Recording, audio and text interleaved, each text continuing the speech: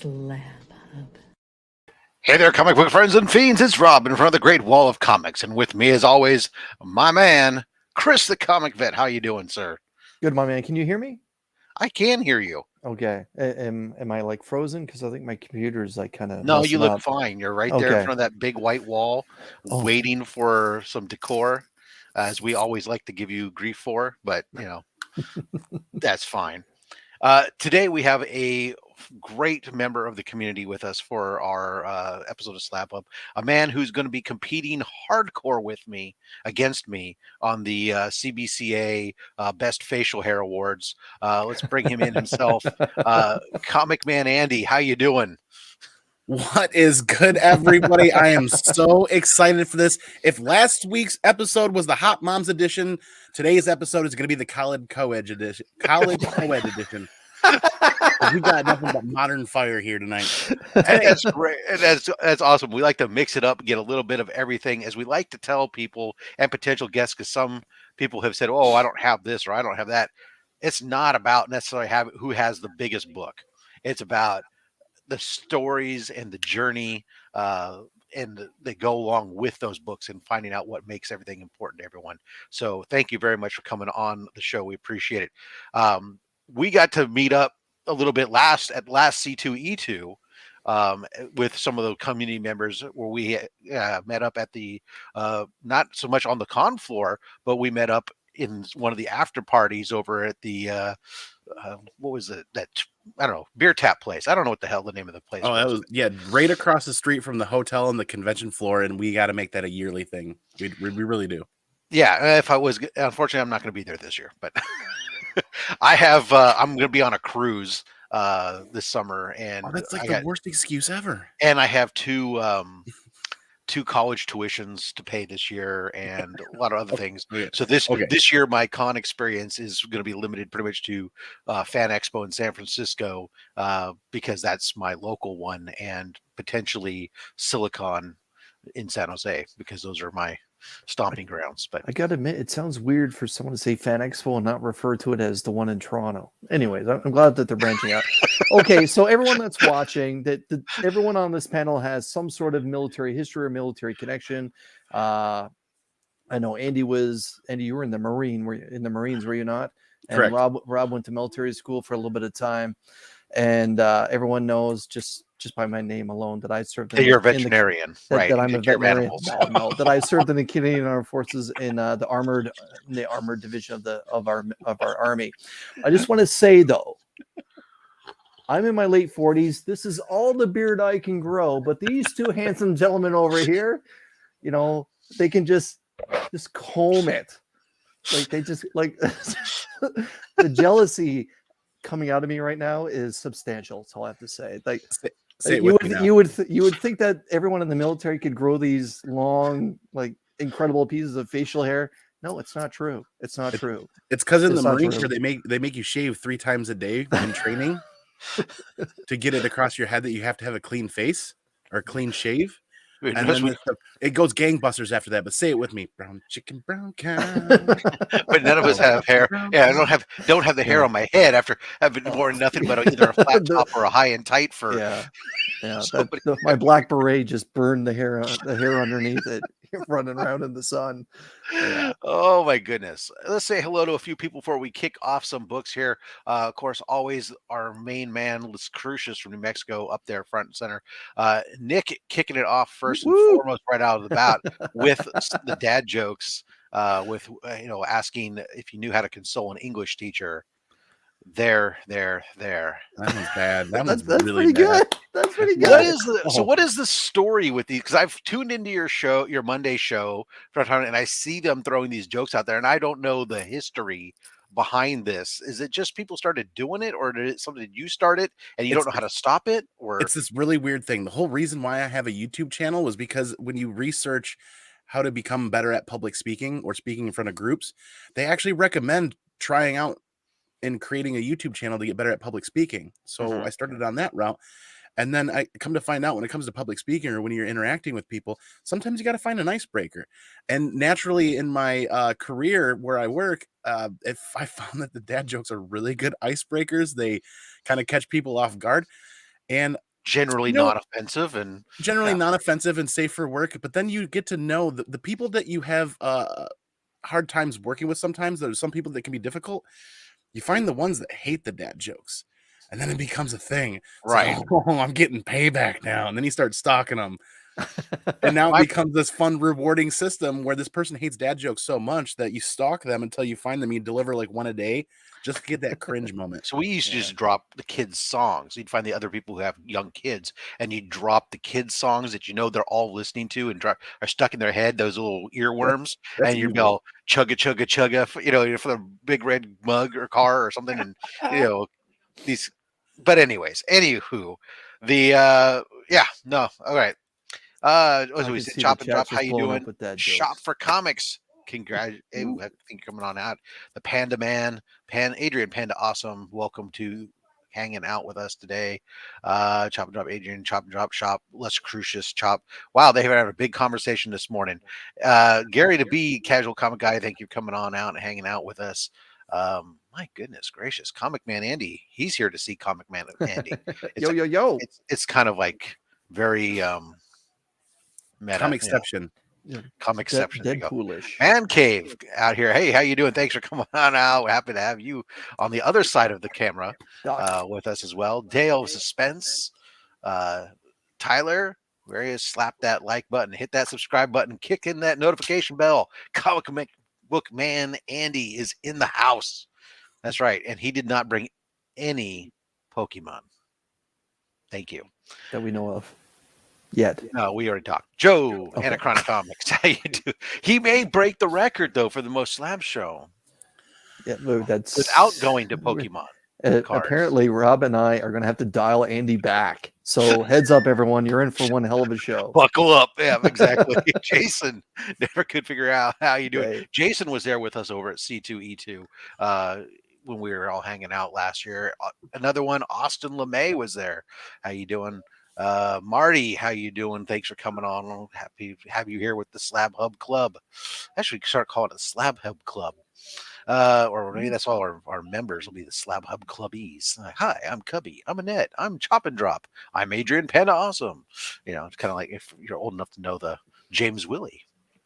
He could be like the Cubby of the club, SlabHub Club. Cole's Comic Claims. Thank you for coming out, Cole. Much appreciated. Andy, you going to Grand Rapids Con? Tomorrow I'm going to try, Cole. I'm going to make a conscious effort to go. Again, beer. Yeah, actually, you remember because I was going to try to go while I was passed out. I'm kind of tied up. I'm really going to try tomorrow, Cole. I don't know if I'm 100% yet.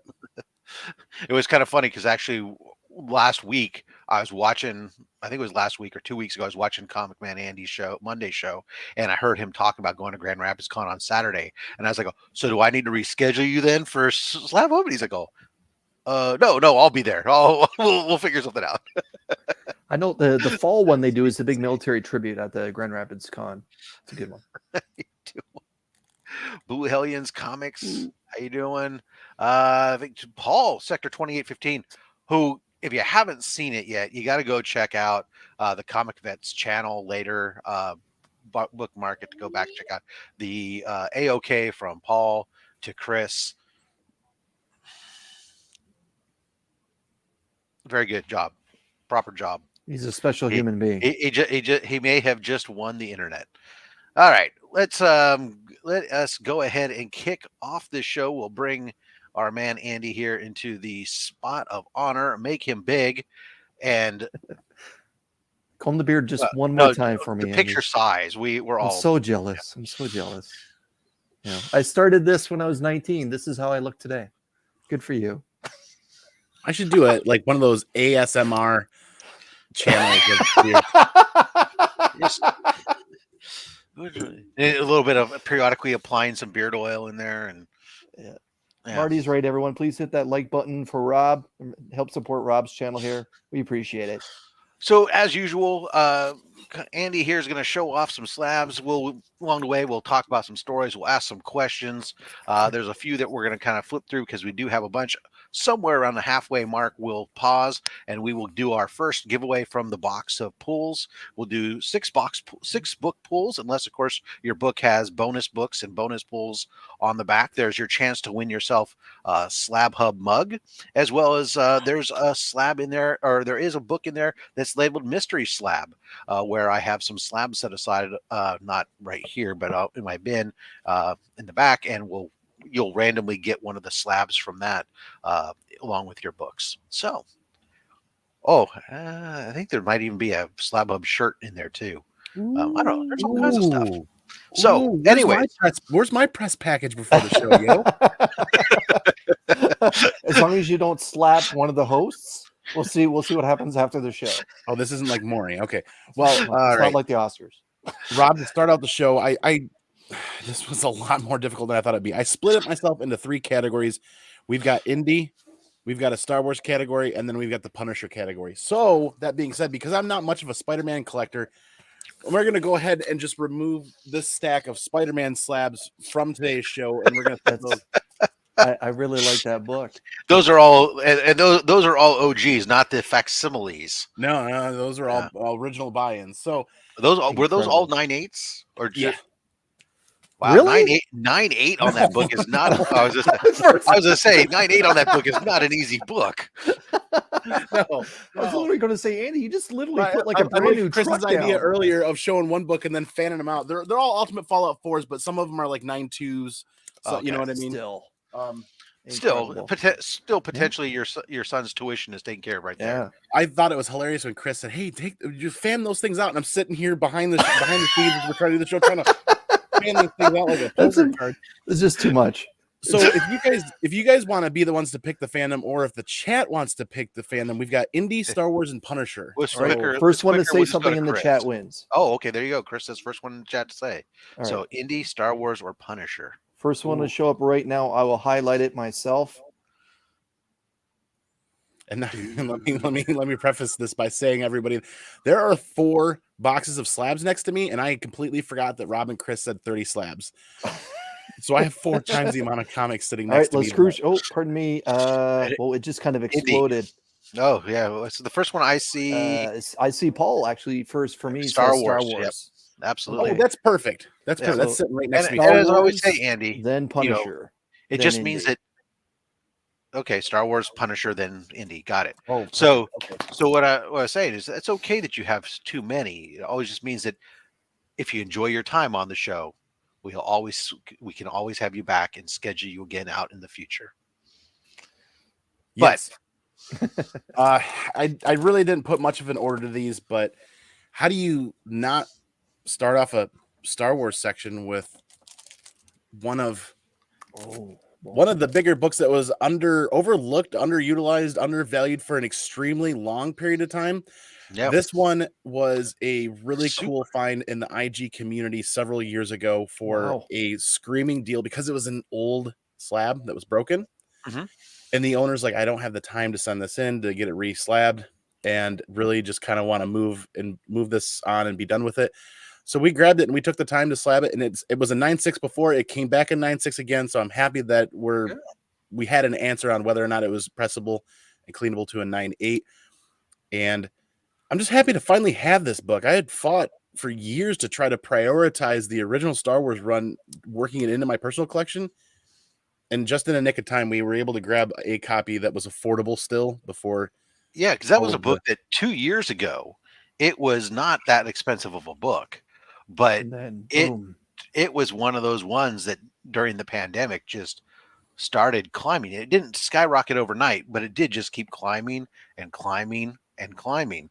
And for a book that in reality isn't even, you get in that argument of it's not really the first appearance of Boba Fett, because it's actually just it's a reprint from the magazine where the comic arrived in. So it's just one of those.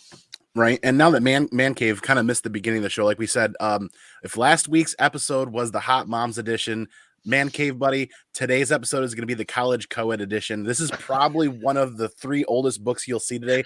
I'm a very devout modern.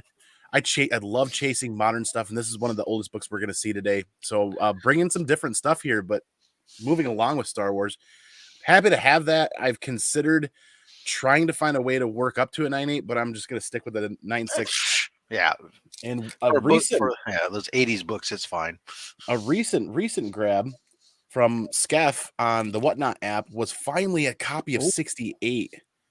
And it came back at 7.0. We were hoping it was going to be 8. I don't know. They hit it really hard for a stain on the back. And this is if I remember correctly, the first Mandalore, or the first mention of the Mandalorians. Yeah, so it's not Boba Fett on the cover. It's a different Mandalorian inside the book, but it references the Mandalorians. It got expensive for a while there because people were originally thinking Boba Fett when there was a lot of speculation talk on the show coming out.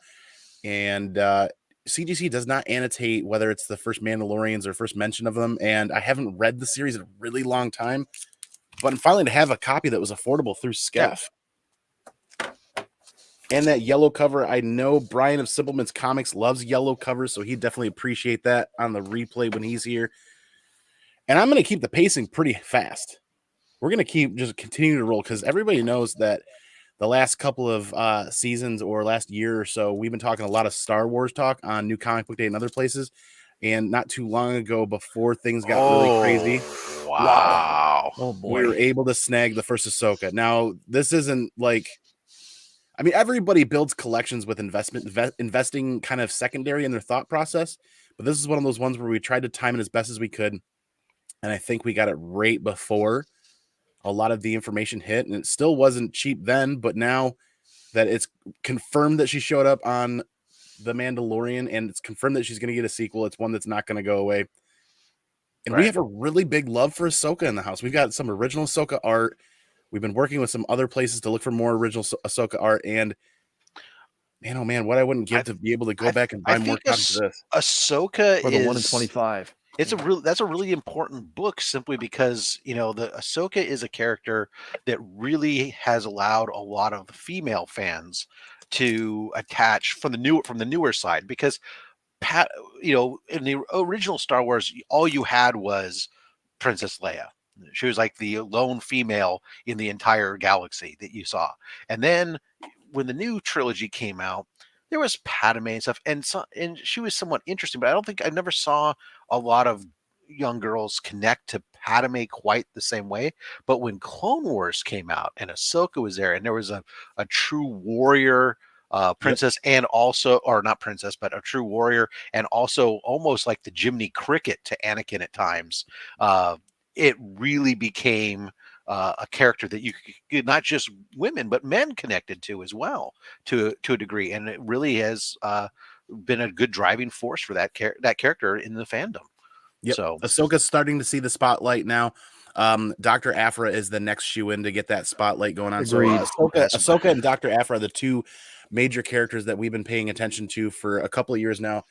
For anybody that's working on an Ahsoka collection, be sure to dig for her second appearance. This is still undervalued and starting to gain some attention now, in my opinion. You could find this for sub $100 a year ago. It just wasn't people weren't really looking for her second appearance at all. Clone Wars 2 in high grade.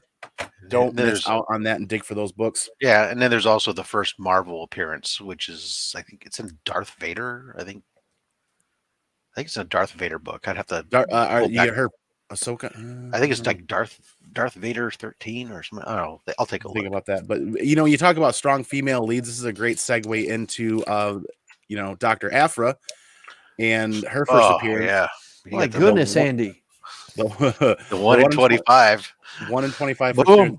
Aphra. This is actually not owned by me, but it is here in the collection for security purposes. It is owned by the CEO of the Comic Dojo, Miss Comicmanandy. This is her personal copy that we picked up. So this is where we got to talk a little bit of stories, right? We're not just going to show books. We're going to talk stories, though. This was the book that we picked up in Baltimore of last year, 2021. Baltimore has a very special place in my heart. It's where I first picked up another book you're going to see tonight in 2019, another major grail. And we did not have the ability to go to Baltimore in 2021 planned. And I think it was that Friday I was at work. I was getting so much FOMO by everything everybody was posting. And I'm like, I called my wife and I'm like, I'm thinking about just going. She said, okay, well, if you do, let me know. So I did, and I left work about halfway through my shift. By the time I got home in the opposite direction, she had a bag packed for me, had some snacks, threw me some lunch money, and said, see you when you get back. And I drove, I think it ended up, Google Map lies. The drive from where I'm at in Michigan to Baltimore, it says is a 10-hour drive. Realistically, with bathroom breaks and gas stops, it's a 12-hour drive. We drove through the night, got there about 2 a.m., ran into our old school homeboy friends, the Comic Corps, in the lobby of the hotel as we were checking in at 2 a.m., crashed for 6 hours, woke up, beat the entire con floor down with my feet for the whole day walking around, and stumbled upon this at Absolute Comics booth. And I said, this isn't in the budget. We didn't even plan on this. I only came to Baltimore to visit friends and spend time with everybody in the community. And lo and behold, this was there. I called the wife. I said, the Disney, there's that Disney Day. There's that Disney investors group that comes around just before Christmas, kind of in the holidays. I said, that's coming up. If they announce something, we might not get a chance to grab this again. So she bought it, actually. So we were on the phone with my wife and with the guy that owns the booth, or not owns the booth, but owns the shop. And we were on the phone bartering between her and him. And she landed on the price, he landed on the price, and she took care of it, and we brought it home. If you guys follow me on Instagram, this was the copy that made that ride back from Baltimore buckled up in the seat. All the pictures Nice. are posted. The hilarity. I still have the raw footage from the convention floor and from that experience that I've got to try to find time to whip together. And that was one hell of a Grail pickup experience. So that being said, it's not my copy. I don't own it technically. The CEO does. 50%. I did stumble on my first raw copy that I picked up for myself that's going to go to CDC that I'm hoping is a 9.4. But you can't have that without a copy of Right. cover A. And I'm going to start picking up some speed here a little bit.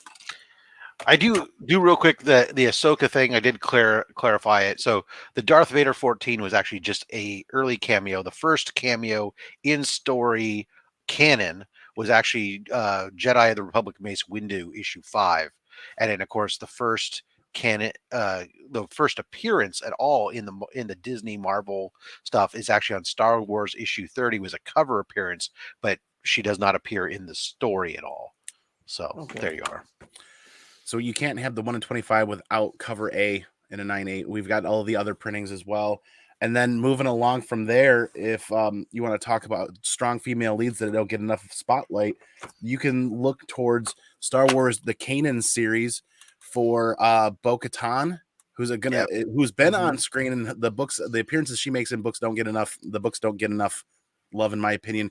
And issue 6 and issue 1 are still kind of contested a little bit about issue 1 being a cameo and 6 being the first appearance. Yes. Don't forget, issue 5 has cameo appearances of the group as well. Issue 5 is kind of underlooked and undervalued, in my opinion. Get the whole series. Yeah, the whole series is actually overlooked a lot of times, except for issue 1, 6, and 12, essentially. But that's kind of that's the Star Wars books that I was able to grab. Those were the highlights with a good story. And you guys know how much I love Star Wars. I have my Star Wars collection is primarily in raw for reading purposes. Mm-hmm. And then the stuff that we've found really good deals on, like this was picked up from a comic shop a couple hours from me in northern Michigan, and it had a big crease in it. And the guy's like, I'll let it go for a really good price. Well, that crease came out, obviously, and things worked out. That's the Star Wars collection, though. I'd love to talk about Star Wars for another half an hour, but I feel like at this point we should. I could almost talk about Dr. Aphra for about another half hour, but should do a whole show on that. She's going to be special, everyone. If you can afford to get her first or even her second appearance at this point, do it. She's going to be special. Trust me. Aphra, a lot of people. I'm still finding copies of issue 4 in dollar bins. Well, there are still dollar bins, but a lot of the books that were in dollar bins are essentially now $5 bin books. I'm still finding issue 4 of Darth Vader in $5 bins and pulling them out. And I'm like, thank you very much for selling this at $4. I can't believe I found the second appearance of Dr. Aphra in a $5 bin. The guy just looks at me. Yeah. Second printings also, because there's a lot. That early Darth Vader run, issues 1 through I think 8 all have like 4 printings at least each. There's 4 printings of Aphra. But I think that some of the earlier of the run there was like 5 printings. So I'm So saying between 1 through 8, there's that Darth Vader. It was very under printed because it was Disney had just got the property, just started putting out the books. Nobody was really sure how big it was going to be. yep. And the demand all of a sudden was super huge. I mean, I know that I personally didn't get my first copy of Dr. Aphra. Darth Vader was a 3rd printing initially because that was the first thing I could get my hands on. And I've since had that signed by the cover artist Adi Granoff, and then have picked up a couple copies of the first printing since then. But Yep. And issue 2 is that Aphra preview. That's not a cameo, not a first appearance. It's an Ashra. It's an Aphra preview that went for additional printings as well. And Yep. that 2nd and 3rd print, really hard to find. I don't know if it went to a 4th, but I think I have a 2nd and a 3rd print that I've never seen anywhere except for a random convention bin. And I just yoinked them no matter what the condition was.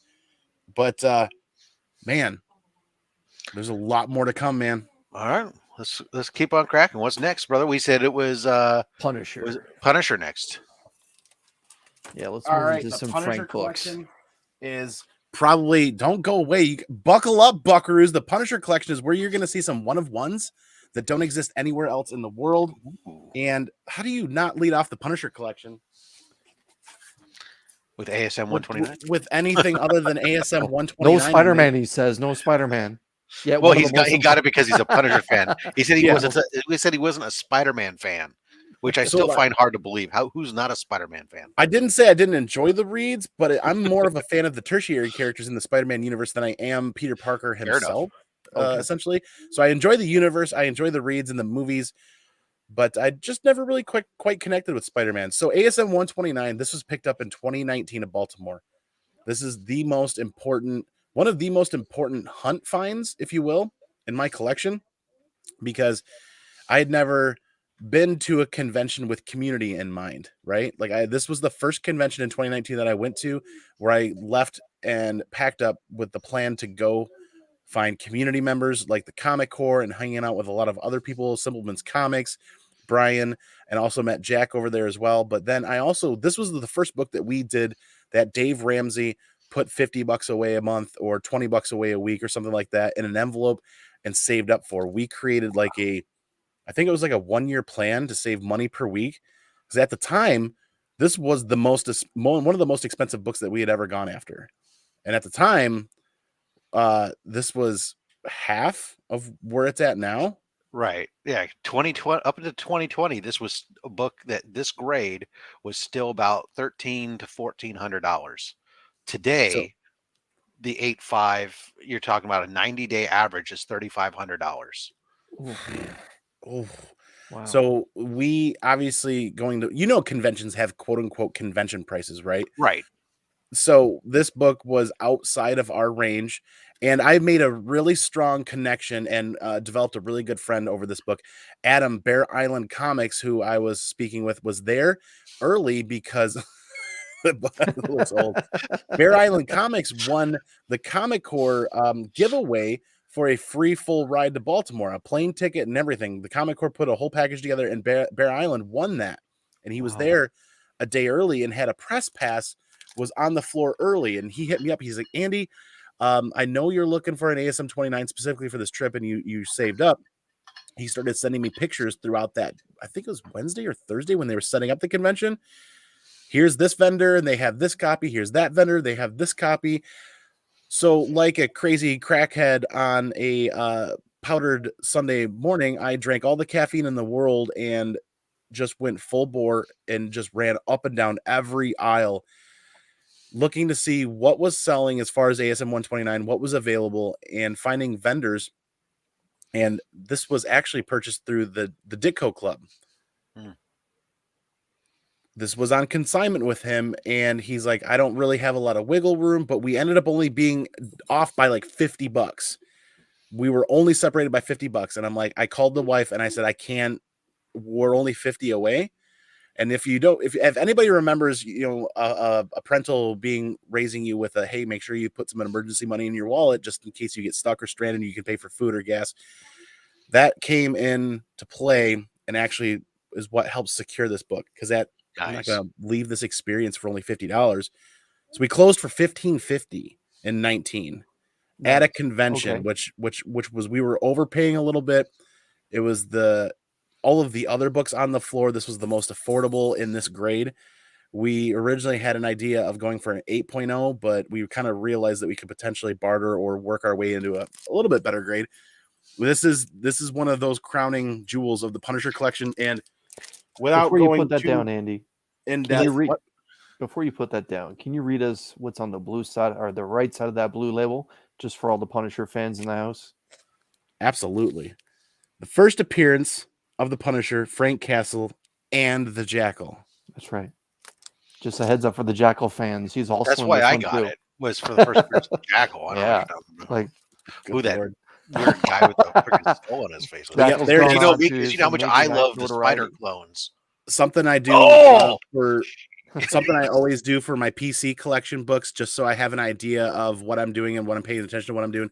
I always use painter's tape on the back of the plastic outer sleeve to give me an idea of the date and the time. Baltimore Comic Con, or not December, but October 18th, 2019. So I'm finding more value in the date and the memory than I am really worried about what was paid.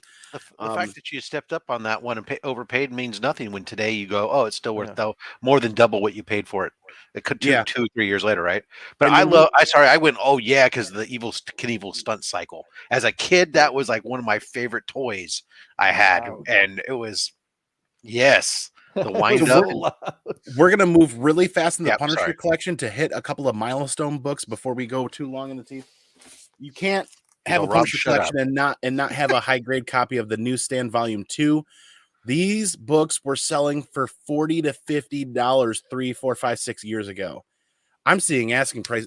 I don't understand the market right now. I just don't understand the market. I always wondered why he's showing up to that poker party there with a cannon. But anyways, now the Mike Zeck. Now here we go. So this was a $75 pickup from Comic Books NYC. This was one of the first community purchases that I ever made several years ago. Really, really thankful that Kavi let go of this piece out of his collection, and it still sits in the Mylar bag, ready to display at any time. I just don't think that I can go for a 9.8. I think this one is just too pretty and too nice, and it just kind of fills that gap and stays there. So once again, if Kavi ever watches this on the replay, thank you, sir, for that book. Now, when we talk about milestone books, let's talk about one of the hardest to find, not hardest to find, but one of the books I worked the most for, or waited the longest for. Well, the hardest hunt for this book was Punisher 100. This is the Michael Golden. This is the variant in a 9.8. For a long time, somebody set the market for this book really high, really high. And I'm like, nope, don't let FOMO get you. Sit and wait. There'll be a better copy that comes around for a better price. And sure enough, I think this came at 75%. I think this one went to auction on eBay, and we got it for way less than what people were asking for.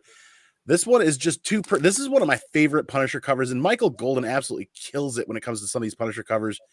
There's a lot of detail here. It is crazy, and it really speaks to kind of the evil side and evil nature to Frank Castle that sometimes he kind of lets take over.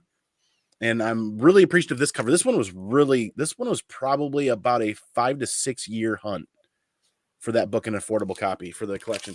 For those of you guys that don't know me and have not met me and don't know the content or haven't seen the channel, we are doing a full volume 2 run in CGC on the CGC registry. And if that run is never going to be complete without a book that a lot of people are talking about, that the first battle between Moon Knight and Punisher. This book has been getting a lot of attention lately because of the show, and people have been probably specking really hard on Frank Castle. Let me rephrase it. I don't know if they're specking hard, but people have been talking about potentially seeing these two tango at some point on screen. Like I said, moving fast. 218, the Smallwood variant, the first time Punisher Frank Castle dons the armor, the Iron Man armor. Or the War Machine armor. My bad. War Machine armor. This is the first time he dons the War Machine armor, and this one was I think this went to auction, and nobody really cared at the time. And I got this for like $35 in a 9.8. Oh man, absolutely crazy. Goodness. The Punisher collectors out there like had a lot of liberty and freedom over many years to grab books for cheap because the greater masses weren't really focused on Frank Castle at all. Speaking of which, this was super cool. The short story on this book was we found this in a red label CGC 9.6 long time ago for $20. This is actually the variant to the second print. And I think it was actually a 9.8. Now that I'm thinking about it hard, it was just, we sent it back to CGC because the OG red label was quote unquote mislabeled, because at the time when they were grading books at the Gen 1 books, they didn't know that this was a variant of the second print. So all it said was that they claimed that this was the standard cover. Hey, it's mislabeled, CGC. Oh, great. Send it to us and we'll repair it and we'll put it in a new case free of charge. Haha, done. So this was really cool because for $20 and no charge to me, besides I think like $7 or $8 in shipping to get it CGC, we've got a 9.8 second print variant of Punisher 1.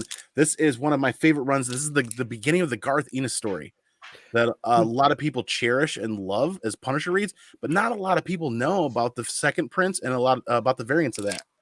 Andy, who's the cover artist for that one? That one was, I should have known that off the top of my head. This is the Tim Bradstreet cover. Tim Bradstreet did a lot of covers. Yep. And this image of Frank Castle is actually kind of becoming more iconic as Tim Bradstreet. A lot of people pay more attention to that Garth Ennis storyline and see a lot of those covers.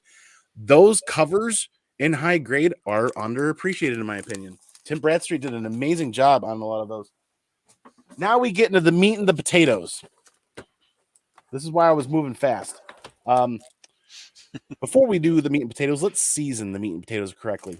Semper Fi #1 in a 9.8 was a stellar grab that my wife picked up for my birthday. This Frank Castle is kind of one of the reasons, is a portion of one of the reasons why I decided to become a Marine. I started reading Punisher and Frank Castle books in 87 or 88, with War Journal #1 being the first book I picked up off the spinner rack. And when I discovered kind of that storyline of Frank Castle becoming a Marine and then becoming the Punisher, you kind of at that age when you're being bullied and picked on, you kind of look for those heroes that kind of stand up, and you look for a way, you look for a route. What can you do? Well, if I join the Marines, I'm going to be big and I'm going to be strong, right? That's kind of how you look. And then you can tackle a lot of those demons, a lot of those issues. And I just kind of fell in love with that idea, kind of became a romantic thing. And then when I actually joined the Marine Corps, I realized there's a lot more to this and I could actually try to make a career out of it. So that one's got a special place in my collection. And now we get the seasonings been sprinkled, right? Yeah, those potatoes are ready. That steak is medium rare to rare. Let's dive in. War Journal #1 die cut cover, but oh man! Oh well, how it's do been you a while. Yeah, yeah.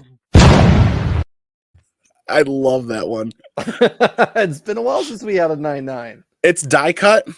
So 9.9s, there are actually a lot more of these in 9.9 than you would think, because it's a cardstock die cut cover. These are in really good condition.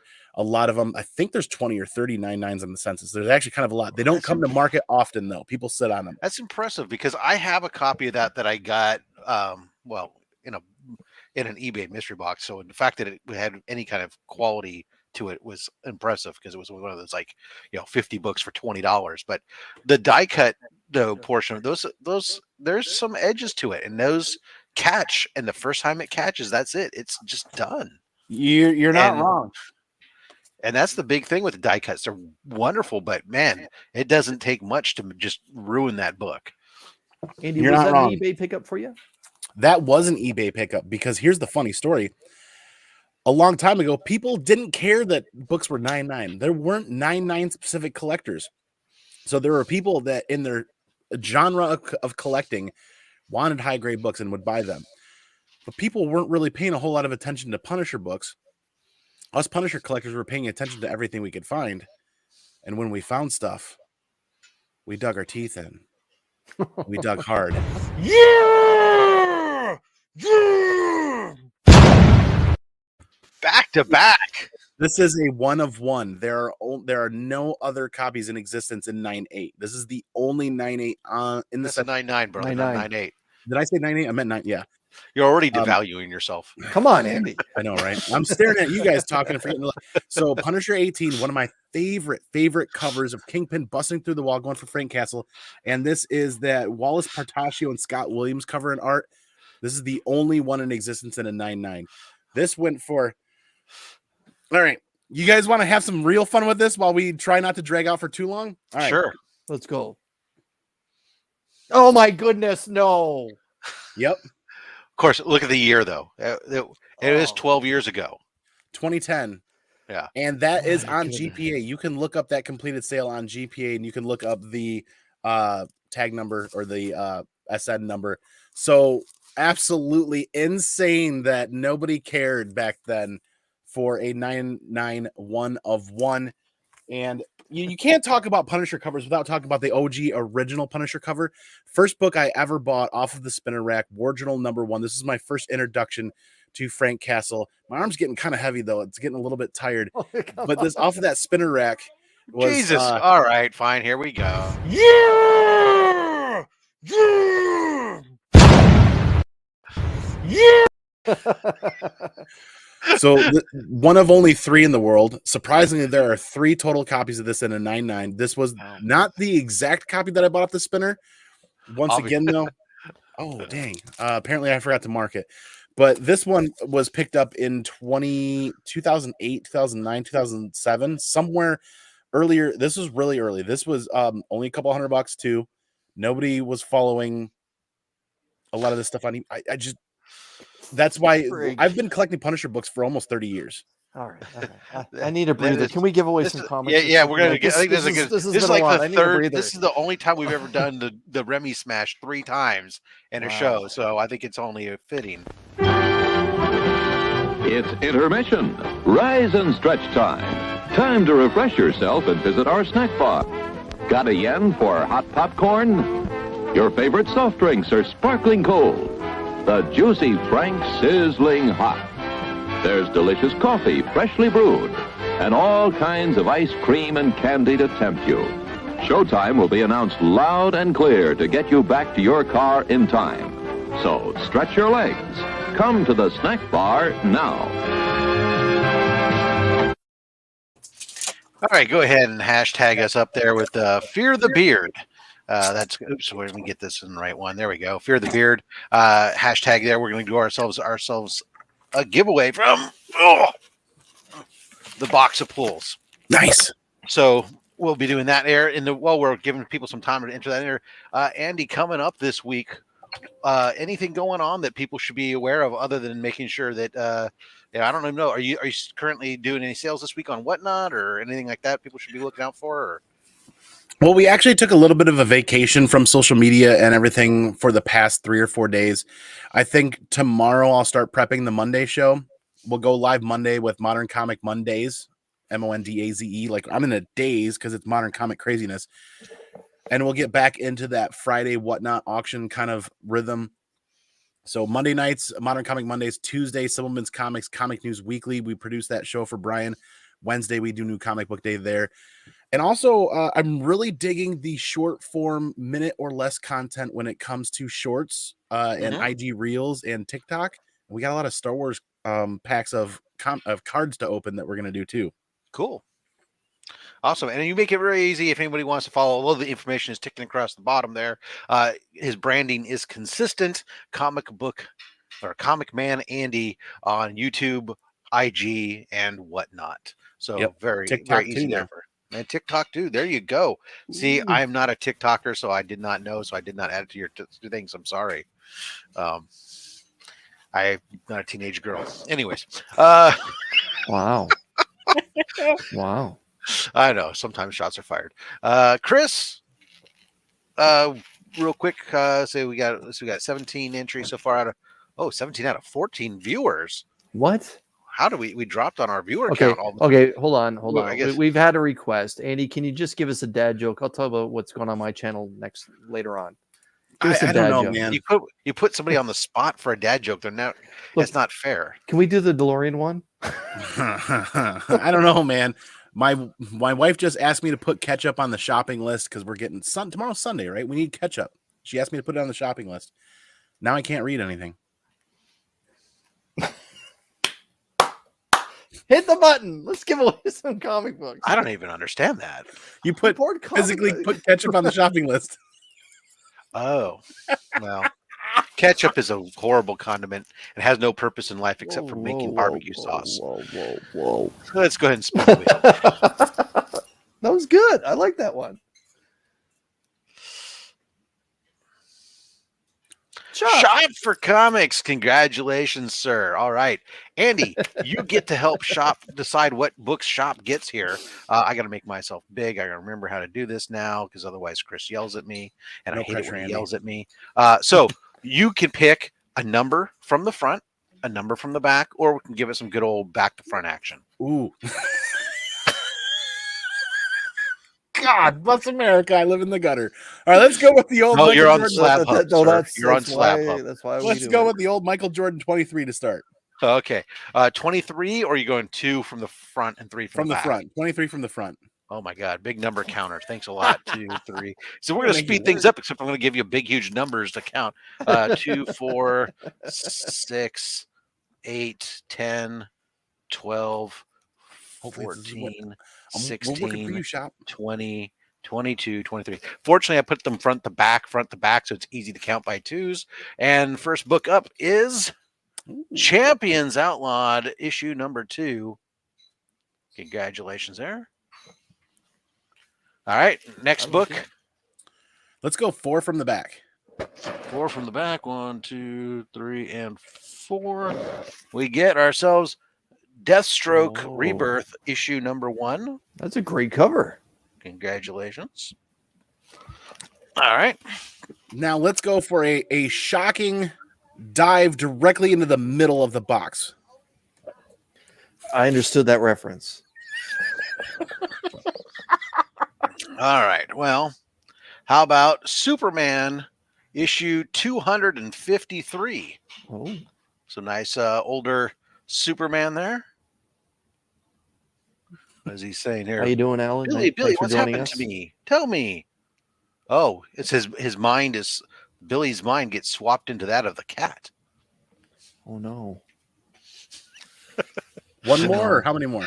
He's got 3 more books. Oh wow. Okay, so let's do the random where you swing the hand in 5, Richard, 4, 3, 2, 1, pull. Oh, we got Mercy Thompson, number 1, New York Comic Con exclusive Virgin variant. Wow. Ooh. Very nice. Very detailed cover. All right. Let's 2 try more. 6 from the front. 6 from the front. 1, 2, 3, 4, 5, and 6. Look up in front. Peter Parker, the Spectacular Spider-Man, issue 81. We know Shop loves him. Loves the Spider-Man with Cloak and Dagger on the front cover there. Congratulations. Ooh. All right, last book.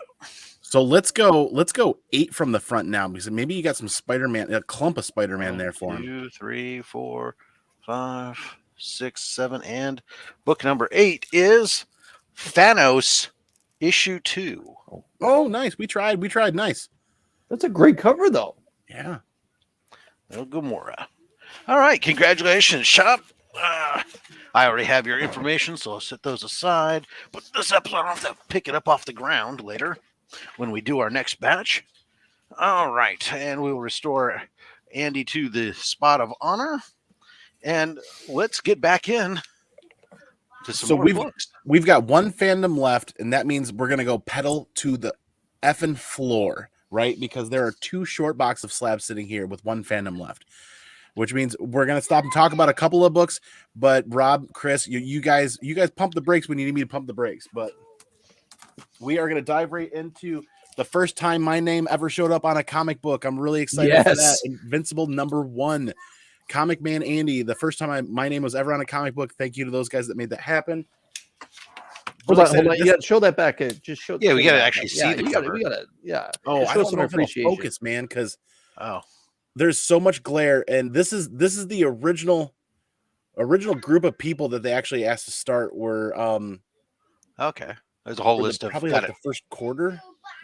It's not going to show up, I don't think. There's I got it. Okay, it's a list of names. Like, yep. It was just so fast that it flew by. It was like a blur. Oh, like I said, man. It was like when to pump the brakes. So when it comes to indie comic books, you guys know I'm saving the best for last, but The Last of Us is something that is a very close to near and dear to my heart. Probably the most amazing video game experience from game 1 into game 2. I know there's some controversy in game 2, but either way, it's something I'm replaying game 2 right now, actually in preparation for the TV show to come out. This is a book that I feel is underappreciated and is seeing some value, but super hard to come by in the extremely high grade. You can find them on eBay, but the prices are crazy. We have the additional, I think this is the second print. Yes, we have the second print in 9.8 as well. I didn't know that it went to a second printing. It went to 3 printings, and we don't have a third print yet. Okay. We have it in a 9.4 as well. This was one of those occasions. No, I forgot to sticker it. This is one of those occasions where people were sleeping on like a Friday, and this went for like $150. Like, for those of you guys that don't know, the 9.8 is gone kind of nuclear, at least the asking prices. So we're going to CPR that one. They also did a variant. This variant only showed up in the survival edition of the video games. And this variant was, these things were thrashed and destroyed. So having this in a 9.6 is stellar. Anything 9.4 or better is in super high grade. People didn't care. They were there to buy the video game. A lot of the people that bought the video games didn't care about comics and did not keep them in high grade. Most of them got thrown out. Moving from there. Was that a GameStop exclusive book then, Andy? No, it's not GameStop exclusive. It's exclusive to the survival edition video game. It's kind of like if you bought a deluxe edition of a release. Yep. It's from the manufacturer. It's not from any individual. It's sort of like the white Spider-Man 2099. Okay, so it was tossed in with the game. Yeah. Yep. Yeah, it was a secondary thing, and then they weren't well protected and got beat up, and people didn't care. And now, if you're talking indie books, you can't talk indie books with not a Turtles #1, even if it's a 4th printing. I'm grabbing some of the keys that are near and dear to my heart that I can afford. Yeah. So Turtles #1, 4th printing, and an 8.0 is still high grade. Wow. And you guys know I can't not show how much I love foil because we stole this one from Skeff. I originally bought a raw copy from ECGCE Collectibles. And had it graded. No, I didn't have it graded. I think I let go of it, and I'm like, I was really upset that I let go of it at the end, and got this from Uncle Skeff on a Whatnot auction. So I actually upgraded from a raw copy to a graded copy. That much foil is a pain, man. It's like every time you just so much as try to, you got to remember to put gloves on to handle it, and yeah. So I'm gonna pump the brakes for about 30 seconds here. Akira #1 is something near and dear to my heart as well. I absolutely love the Akira movie. It was one of the first animes that I was ever introduced to in junior high or high school. And in a 9.8, this book was affordable for a time. And then they delivered the news that they were going to go to a live action movie. Who's the guy that, not James Gunn, Taiki Watiki? Watiki, that director or producer was going to do the movie. They pumped the brakes and they suspended it indefinitely. So maybe look for this book to become more affordable in the years to come. We got a 9.8. This was purchased raw and sent in for grading. I was super proud. This is one of the first 9.8s that I got back several years ago in my first 1 or 2 CGC unboxings. But the reason why that book, Akira #1, is important, it's one of the first books that I studied heavily online and started looking for other editions, other printings. And in that day and age, I discovered that there's a second printing. This is the first time I got kind of ridiculed and bullied online as a comic book collector when I said, "Hey, I think I found a second printing. I think this is going to have value in the future." People said, "Nay, Andy, you're an idiot. Don't worry about that." There is a second printing of this denoted by the cover price in here at $3.95 instead of $3.50, and the second printing has a newsstand sticker, not sticker, but it shows newsstand on the back. This second printing, finding this in a grade that'll make 9.8 is almost impossible. And one went to market and sold for $2,000. So years ago, I found the difference between the two. And actually, this was the first copy ever graded in a 9.8. CGC and I worked together to actually get this on the census and on the registry for collectors, that this was a second print variant.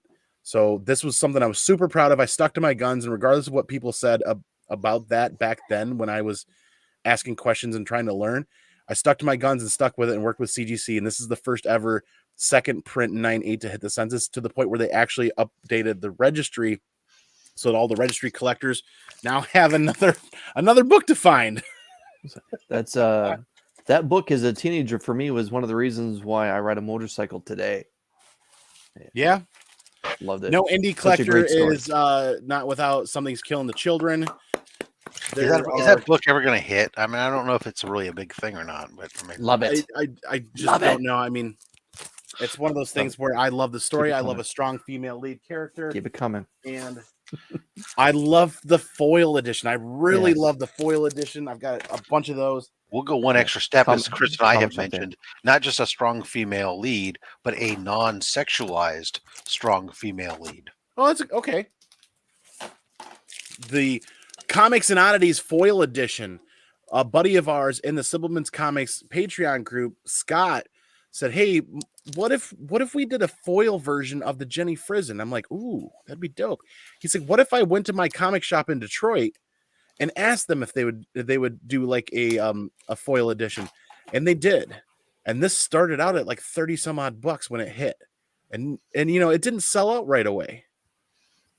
So you go back finding one now.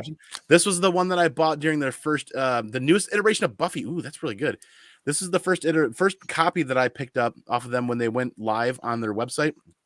And they do a stellar job packing and shipping. As you can tell, it made 9.8. And you guys know I love foil. And we have pretty much gone the full gauntlet without digging too deep into that. I mean, the full gauntlet. We've picked up everything, and we did the old school 90s buy one, read one. You bought one to collect, you bought one to read. Yep. Kind of situation. Which covers should you have? Well, old school homies just get them both, or 3 or 4 or all of them. Of course, no indie collector is not without Kanto right now. I'm working to upgrade this 9.0 to something higher at some point, but then the RI edition in the 9.8 was right off of the not newsstand, but off of the shelf at my LCS. And let me get to some milestone books before we run out of time. We'll talk. Now so when it comes to indie collections, let's get into the meat and potatoes for indie, right? Like, how many people have been messaging me all week long about, "I better see some Saga. There better be 30 copies of Saga." There's an entire short box of Saga. And we're just going to start it off with the retailer incentive 9.8 for Saga #1. This actually became an anniversary present for my wife and I. What, 2 years ago, hon? 2020. We couldn't go anywhere. Everybody's on lockdown. And we're like, you know what? We can't go out to eat. We can't go out and do this. You know, grocery shopping was limited. We ended up saving a lot more money than we thought we would. So we turned around and said, hey, this might be the time to do this. And sure enough, Saga is amazing. Yes. And this book went nuclear a year after we picked it up, I think. I've never seen that cover before, Andy. I'll be honest. This is limited to 5. It's limited to 500 copies. This is the Diamond retailer exclusive. That Diamond Summit that they do. This was released in 2012 at that Diamond Summit for 500 copies. Very nice. A lot of them went to Yellow Label, so there's a lot of signatures. I wanted to stay on the Blue Label side of things. I'm not a big signature collector. I would, if it ever became affordable or ever became an option, I'd try to get a signed copy of this, but it's like, who is the artist on again? Fiona Staples. So Fiona Staples absolutely killed this. She does not do a lot of signatures stateside anymore. She recently, through COVID, had a child and was figuring that situation out. And Saga was delayed, and that was kind of one of those aspects. But is that number 22 of 500? I don't know. These ones actually aren't numbered. Oh, okay. But I will say the Blue labels are a little bit more limited than the actual Yellow labels. A lot of people took the opportunity to get them signed and sketched. And there's still a lot of raw copies out there. I think currently when you look at the census, a little over half of the 500 copies that exist have gone to CGC. And for reference, I think we picked this up in that $2,000 range. And if you go to eBay right now, asking prices are anywhere between $6,000 and $12,000. I think some people might be trying to walk away from it. Some people might be trying to set market prices. I don't know. This book doesn't sell often. So that's kind of like That's the coup de grace of the Saga collection. Holy moly. You want to talk about SlabHub. There is nothing but slabs sitting everywhere here now. So hold on, I just brought it up. Let's take a look real quick. So that book, yeah, there's 194 blue labels on census, 84 yellow labels on census. So yes, over half the 500 copies have been graded, with a good majority of them, close to half of them. Most of them are going to be 9/8, but the not a lot of sales, but it is showing last logged sale, at least from eBay, it was a year ago almost, where they were selling for $4,000 a pop.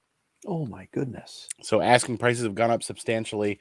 And if you've got that one, then you've probably started out with a first print edition in a 9/8. Yeah, but last sales were a year ago at 4,000, but yeah, right now currently somebody's got one up that they're asking $11K for. So yeah, that's crazy. So people, we could ask 30. I could put up that Punisher War Journal #1. I could put this book up right now on eBay and ask $40,000 for it. Doesn't mean it's worth $40,000. Right. And that's kind of where a lot of people in the community get split, where some people assign value based on asking price, and that's not the case. Rarity does not always equal value, which is why I love chasing modern ghosts, because modern ghosts could be undervalued. There's that whole thing. Lot of the eBay asking prices are asking. Everybody just looks for whatever try to bump it up over whatever the last highest was. So they're asking the moon, and then they assume that people are going to try to whittle them down. So they ask extra and they have to pay for the eBay fees. So they're realistically, they're asking some of these books several $100 or $1,000 over what the price. They figure if somebody bites and pays for it, then great. Otherwise, they're half the time they're just happy to let them sit up there. It's crazy. Right. So there's two more milestone books maybe, but we're going to just slam the gas pedal to the floor and go for the whole run. There's the second print in a 9/8. There is the third print in a 9/8. You guys see, normally this is all up top here. Yep. The fourth print in a 9/8 as well. We need to make some time for a story is what we're doing. Is we're going gas pedal to the floor to talk about this collection, fifth print in a 9/8, because this entire collection has a massive, at least 10-minute story behind it. There are 4 different editions of Image first prints. This is the 2012 that are on the registry. There's additional printings. There are more additional printings that are not on the registry yet that we have to work with CGC to identify. 2012. Now this is the 2014 printing. And people are like, why would you grade a dollar book? Well, when you're a modern completionist collector, you will grade a dollar book all day long. Here's the 2017 printing. I think there are now 2018, and there are 2021 or 2022 printings as well. Image first keeps coming back, right? Another 9/8 first print. Now, here is one of the milestones. No, wait a minute. I goofed. Here we go. So these are both 9/8s. These are the Mexican editions. This silver one is the variant, if I remember correctly. Just before the pandemic started, these were listed on eBay for $30 in a set. They're polybagged though. How bad could it be? I bought a couple of sets, and knowing that I usually chase 9/8s for a modern set, they all came in with severe polybag indentations all the way down the back. Jimmy the Geek Aficionado was able to get them out on all copies. All copies came back 9/8. You can find the unboxing of this in my CGC unboxing stream. Not stream, but the I've got a whole run of CGC unboxings on the YouTube channel. You can find this unboxing on there, and they all came. Why grade a dollar book? Because he wants to. Exactly. Yeah. I mean, it's when you're a modern completionist collector, it doesn't matter if it's a dollar book or $100 book, you're grading it. Really. I'm going for graded, and I'm going for raw copies. We have raw copies of everything backing this up for the Saga collection. Jimmy the Geek Aficionado hit a grand slam, and every book came back 9/8. And that unboxing was absolutely, it was a blind unboxing. It was a crazy, crazy good time. Like I said, gas pedal to the floor, because we're going to talk about this for a hot minute. We finally got an issue 2 in a 9/8, trying to find these affordably. I like that background color. In issue 7, Fiona Staples kills it on all of these covers with the background cover. Issue 7 in a 9/8. There is a ghost variant here somewhere in the 9.8 that I was not able to find. We got a couple of additional copies in 9.8. But more importantly, here's the last milestone before we get into the story. The Comic-Con India variant in an 8.5. So India. the country of India had a massive Comic-Con, and every person that came into that convention got a grab bag. Every person that got a grab bag got a copy of Saga, the Comic-Con India version. Every 5-year-old, every 8-year-old, every 12-year-old, every 14-year-old, every 16-year-old, everybody got a grab bag. For those of you that have read Saga, this is definitely not something for anybody under the age of 18 to be reading. Well, if you look on this book, there is not a single mature reader's content or explicit content label anywhere. Not anywhere.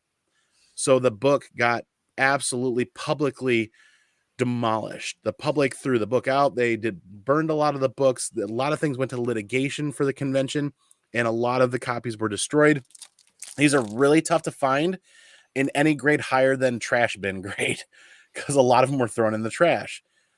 And I had a inkling that this book would do well, and it did okay. It 8.5, even after pressing and cleaning. This was one of those ones that a lot of people that have been following the channel for a long time saw this, and it was almost tears when that book finally came back, because that was like the completion of the Saga #1 run on the CGC registry. Why is Saga important, Rob? Do we have time to go into this story? I haven't a clue, because I know of it only by name. I don't read it. We talked about this before. Somebody else brought some Saga on. People tried to explain to me why I should care and get into the story, and I haven't gotten into it yet. But I will touch on Gary's comment, just because I do always say you should collect what you want and everything else. Don't listen to other people. It doesn't matter if a book is a 25-cent book or a $2,500. Watch your back, Andy. Watch your back now. For grading a book is that you want it and it means something to you, and that's exactly it. It's your collection. Do what you want with it. It's your money. For those young families that struggle with children, Saga is a fantastic story. Andy, go ahead. This is you guys are getting an actual piece of us. The reason why we are completionist collectors with Saga is about a 5 to 10 minute story here. I'll do my best, Rob, to truncate it without deleting too much. Many years ago, we were given that information, or we were sat down in the office and kind of told that we would almost very likely never have children. You kind of grow up having fun, doing your thing, and then you get to that realization when you find somebody that you love. You kind of start dreaming about, the old school white picket fence, a home, creating a family, kind of this thing. The society's norm that you grew up in is what you it kind of turns into an expectation, right? Right. And when that expectation becomes real life for you, it's a really hard news when you get told that you could potentially never have a child. You could potentially, it's very unlikely. It's almost zero. It's really low. Well, shoot, what do? We processed that for a minute, and there was a Buffalo Wild Wings across the road from the doctor's office. So we drowned our sorrows in hot wings and beer, and we had my family and we had her family there actually show up to support us after the appointment. We started coming up with a 5-year plan. I wanted to get back into comic book collecting, and not just comic book collecting here or there sporadically, but actually get back into new Comic Book Day Wednesdays and start finding out what's going on and getting back into Star Wars and some other things. So I segued into going into my comic book shop a week later. Said, hey guys, I haven't been here in a long time. What have I missed? What do I need to buy and read right now this weekend? First book they handed to me was Saga, the trade paperback #1 from Image Comics. They get you hook, line, and sinker with that introductory price of like $9 or $10, really affordable. I come home, I sit down, and I open that book up and I read it. And what's the first thing that happens within 3 pages? She's having a child. Ooh, universe kicking Comicmanandy while he's down. I still have the dent in the wall where I threw that trade paperback. Within 3 pages, I threw it across the room, and it put a big dent in the drywall. I still haven't repaired it. I don't think I ever will. I was upset. I was very upset. Getting kicked when you're down, kind of that situation. It was about it was about 3 weeks after that incident happened, and I put the book down and said I wasn't going to go back again, that we found out we were pregnant. Like no joke. And he is over there right now playing Lego Star Wars right on the other side of the room. We no joke, like it was he's our miracle child, and that book has a very special, deep connection to our family and to our collection, because it was a very weird and awkward turning point in my life where you recreate your 5-year plan and you come up with a new one, realizing it's just going to be me and her. How are we going to support each other through the next 30 or 40 years? And to turn right back around, the universe says, F you, you get a tantrum-filled toddler that's going to run around and break stuff and bite stuff and go crazy. And it's been the best thing that's ever happened to us. He went to his first ever soccer practice last Tuesday, and I was in tears.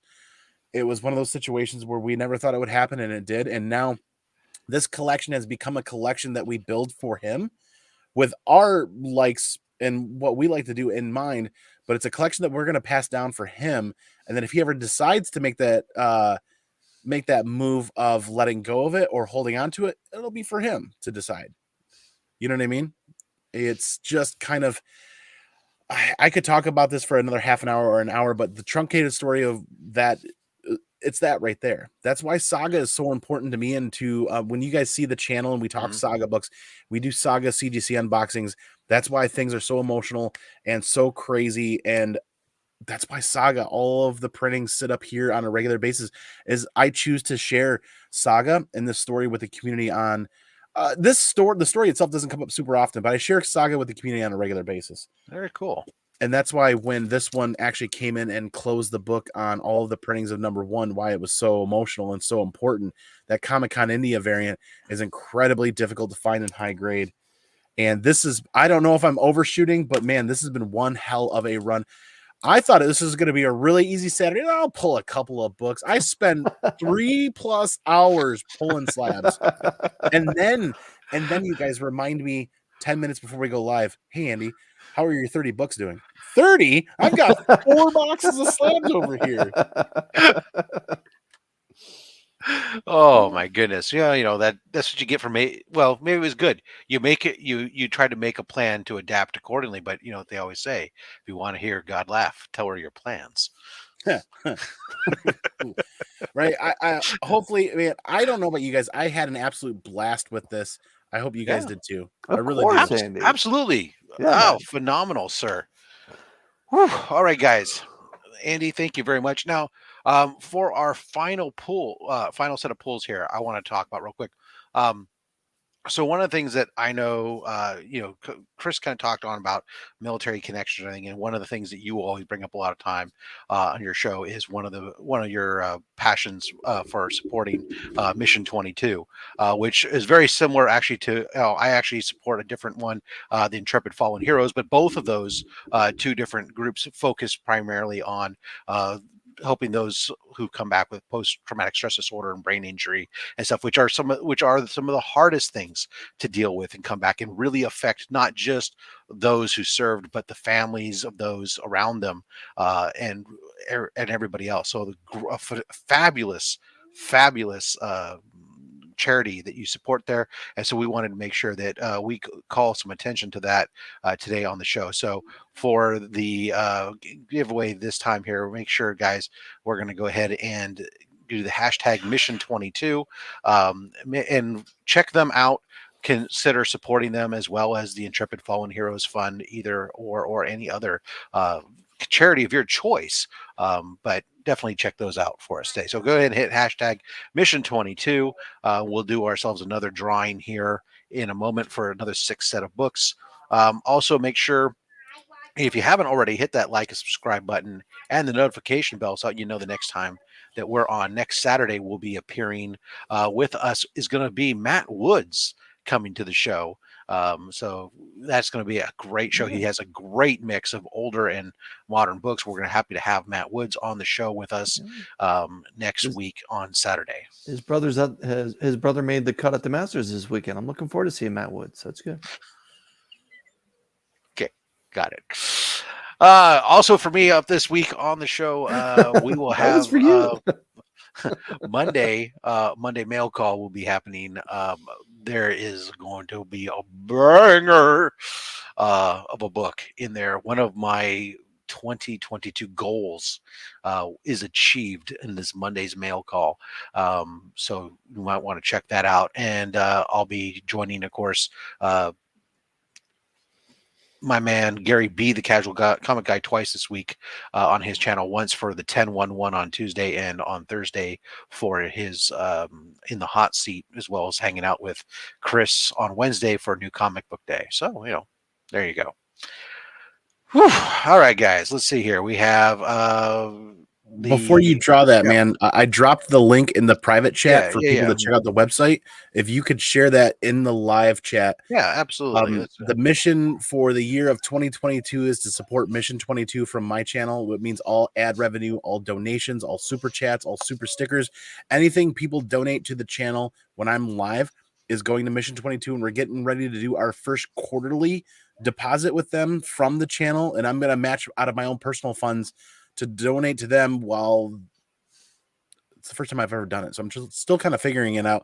And that's the mission. The entire year, everything goes to Mission 22, and weekly, almost weekly, if we can, every Friday night auction on Whatnot, we try to slip in a 9.8 slab that is donated to Mission 22, whether it be from members from the community. I've had members from the community send me slabs to put up for Mission 22, or books from my own personal collection. And it's because what we're doing is we're creating a weekly conversational topic of Mission 22 to bring it forefront on a weekly basis. Excellent. All right, guys. So again, as always, as we go to do this poll here, shipping is included to the U.S. and Canada. Outside of that, we will talk about how we'll take care of that. And let's go ahead and pull ourselves a winner. And Wheel of Fish, because we didn't say it earlier. Sorry. For those of you guys who live for the Wheel of Fish. Miss Tootsies! Congratulations. Now, these are for Lisa. They're not for Tyler. That's right. We're just putting that out there. Watch. She's going to pull the book that includes the Pokemon card slabs. That would be so fitting. All right, Chris. Hold on. Yes, thank you. You're welcome.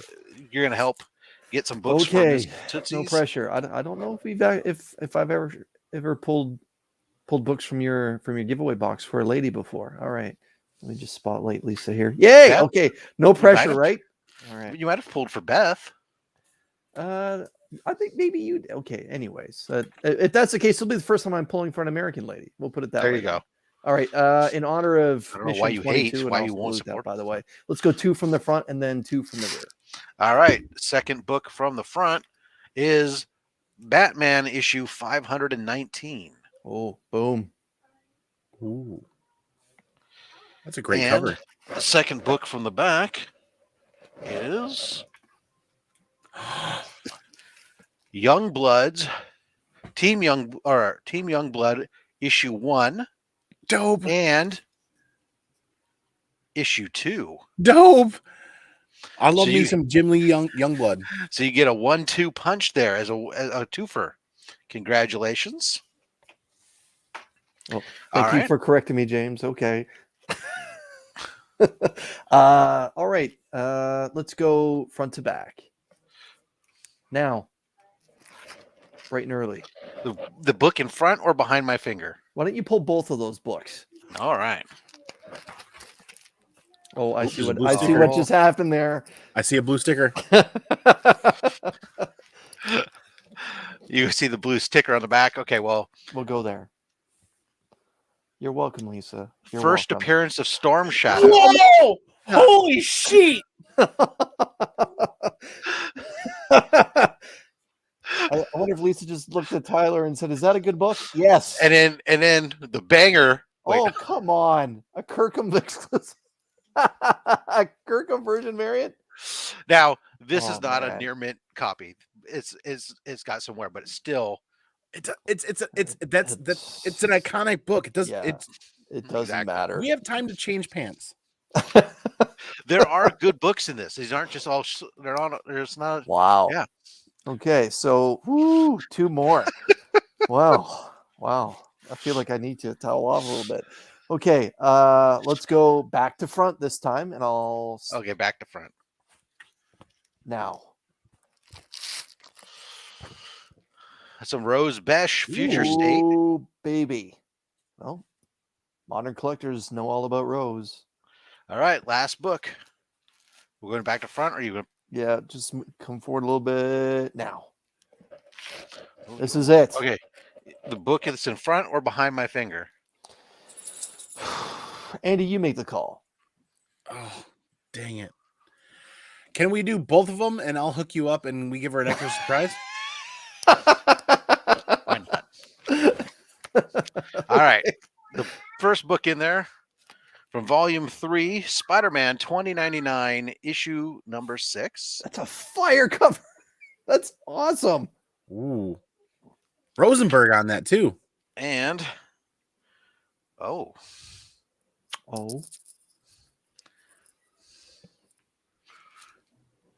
Nightwing, issue 75.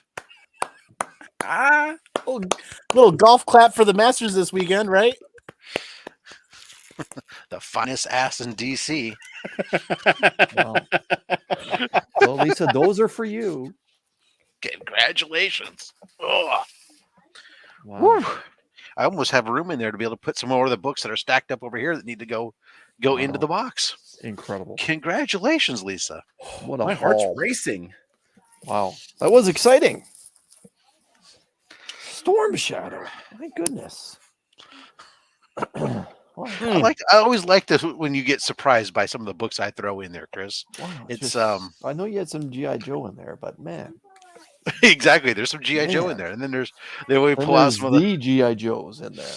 Oh, I'm about to throw there's room now. I can throw this one into the box now. Wow. Wow. All right. Congratulations, everybody. Thank you again for coming out. Andy, thank you for coming and speeding through this and suffering with the pain that you're going through. We hope that you feel better soon. And everybody for coming on out. Thank you for spending your afternoon with us. Much appreciated. We know you have a lot of options to choose on YouTube, but the fact that you chose us makes us feel a little bit special. And congratulations, by the way, to Chris, about ready to cross what threes? Or you just recently crossed 650 subscribers? Stuck on 649. Oh, well, guys, you got to go. If he's at 649, you got to go to get him to 650 right now. I can't really turn the show off probably without you hitting 650. That just doesn't seem right. Getting awkward, but okay. He's like, oh, please don't do just that. Salute and we'll be here forever, you know. So anyways, hey guys, make sure you like, subscribe, but my guests, give them a follow, and along with everybody else, thank you all for coming out. And as always, be sure to collect what you want. Don't listen to anyone, including us, and especially me, because I'm just a fat man with a fat stack of comics and a fat opinion. Thanks for watching.